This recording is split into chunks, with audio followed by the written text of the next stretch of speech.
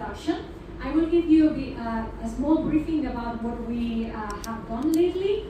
This was my work as a postdoctoral fellow at the University of Essen. And basically the work was on graphene origami. So we studied the evolution of the morphology of freestanding few layer graphene in plasma synthesis. And the setup that we use for that is the setup that you see on your left.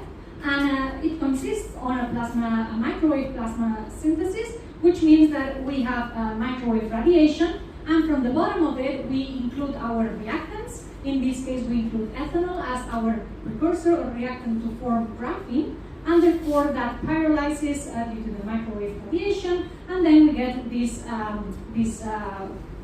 glow from the hot gases that are carrying the graphene, as you can see in the picture, and we get at the end our graphene. In the top of this setup, you see a thermophoretic sampling device that consists on a pneumatic piston that it shoots into the reactor at different heights in order to understand this evolution of the graphene morphology.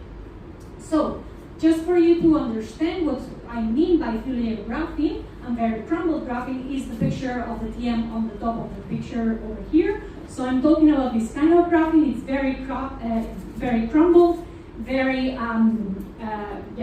self-folded. And therefore, after so many hours in front of the TM, I started seeing a pattern. So that brought us to the results, which I'm just going to briefly discuss a couple of them, and you can come to the poster to see more.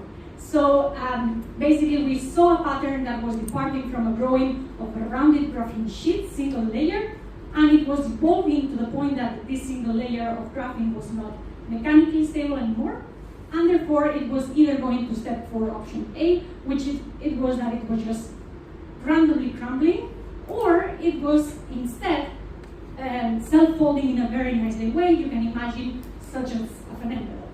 So with that, you can either have square-like or quadrilateral-like shapes, or even you can have rolling of this envelope-like graphene, and you can have curled graphene. So at the end of the day, we eventually get randomly crumbled graphene. And one last snippet of our work is that we did get one single layer graphene picture, and we zoomed into this very small area over here. We did an FFT, and for a single layer of graphene, you would expect to see 6 points in here, and if you count of them, you see 12 of them, which means that in this particular place where it folds, you do have a double layer graphene, which explains that the whole rest of graphene that it's not folded, it's indeed a single layer graphene.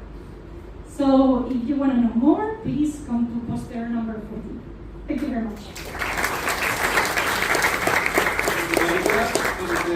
The next speaker is Maximilian Helmut from Aachen University. Thank you, George. It's, by the way, it's LETR University.